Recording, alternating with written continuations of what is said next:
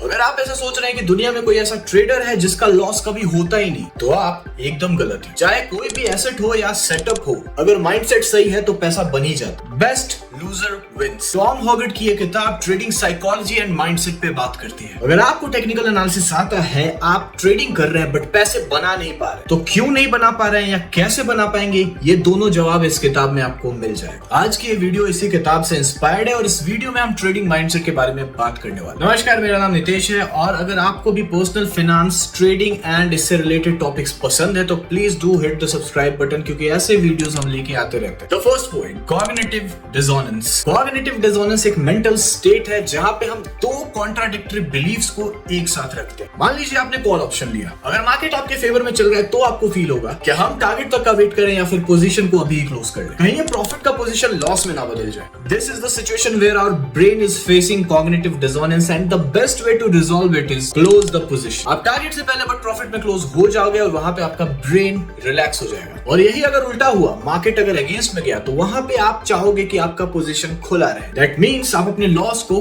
Cut नहीं करोगे, क्योंकि जो लॉस का रियल पेन है ब्रेन को तभी रियलाइज होगा जब लॉस बुक हो जाएगा, वरना एक अंदर अंदर होप चलती रहेगी कि कहीं ये लॉस प्रॉफिट में ना बदल जाए। हालांकि होप बहुत अच्छी चीज होती है, लेकिन इस केस में बिल्कुल भी नहीं। This is the first hurdle of trading and यही रीजन होता है कि कई बार हम प्रॉफिट बहुत जल्दी बुक कर लेते हैं, लेकिन जब लॉस चलता है तो हम बुक नहीं कर पाते। हमारा दिमाग यही सोचता है कि लॉस बुक कर लेंगे तो हमारा रियल लॉस हो जाएगा, that will give us the more pen. That's why ये होप में हम छोड़ देते हैं कि this will make me profitable and I will earn money. अगर आप ट्रेड कर रहे हैं और आपको डिस्कंफर्ट फील हो रहा है, तो आपको वहां पे समझना है कि क्या वो लॉजिकल चीज है जो आपको दिखा रहे हैं या फिर सिंपली कॉग्निटिव डिसोनेंस की वजह से आप डिस्कंफर्ट फील कर। You have to recognize it. The second point is hope and bargain. चाहे कहीं भी हो, लेकिन इंसान को डिस्काउंट्स बहुत पसंद आते हैं, इसलिए हम शेयर मार्केट में कोई भी स्टॉक, ऑप्शन, फ्यूचर डिस्काउंट पे खरीद लेते हैं और हमको लगता है कि ये चीप है and we wait for some miracle to happen, just like penny stock investment. ये बहुत ही रेलेवेंट एग्जांपल है। और इसी में अगर लॉस हो रहा है तो हम अपने पोजीशन साइज को और बड़ा कर लेते हैं, बिकॉज अगर मैंने लॉट साइज बढ़ा लिया और मार्केट थोड़ा भी मेरे फेवर में जाता है तो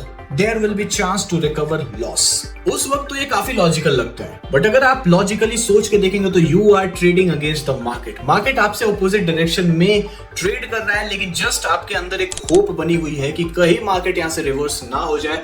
उस होप की वजह से आप अपने लॉस वाले पोजीशंस को होल्ड किए हो एंड आप अपनी पोजीशन साइज को और ज्यादा बड़ा इसलिए कर रहे हो क्योंकि वो बार्गेन पे अवेलेबल है, डिस्काउंट पे अवेलेबल है। जैसे कि अगर एक स्टॉक 100 रुपीज का है, वो 80 पे आ जाता है, तो यहाँ पे आपको और भी ज्यादा अट्रैक्टिव लगने लगता है। बट ऐसा भी हो सकता है कि due to some different reasons वो 100 से 80 आया हो, 80 से 60, 60 से 40, 20 तक भी जा सकता है। ऐसे कई सारे स्टॉक्स की कहानियां हुई है। Same goes with the case of futures and options. Please don't buy even if available for cheap prices. The third point, the doubt phase.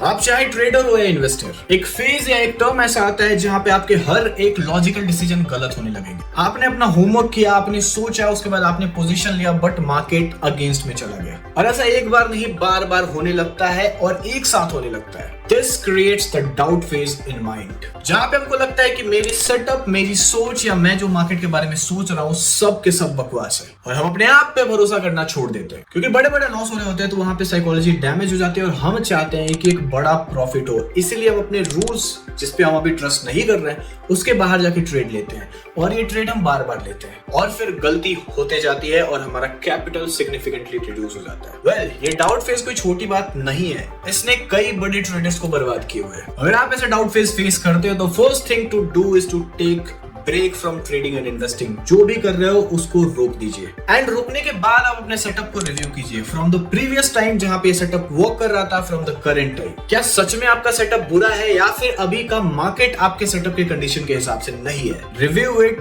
Revise it and वापस फिर मार्केट में आए। और इस तरीके से खुद को रिपेयर करके आप वापस आते हो तो प्रॉफिटेबिलिटी के चांसेस वापस से बढ़ जाते हैं। चलो प्रॉफिटेबिलिटी के चांस बढ़े ना बढ़े, लेकिन वहां पे आप रूल्स के साथ ट्रेड तो करोगे, तो जो भी ट्रेड आप लोगे उसकी प्रोबेबिलिटी ज्यादा होगी प्रॉफिट में जाने की। The next point is best loser wins.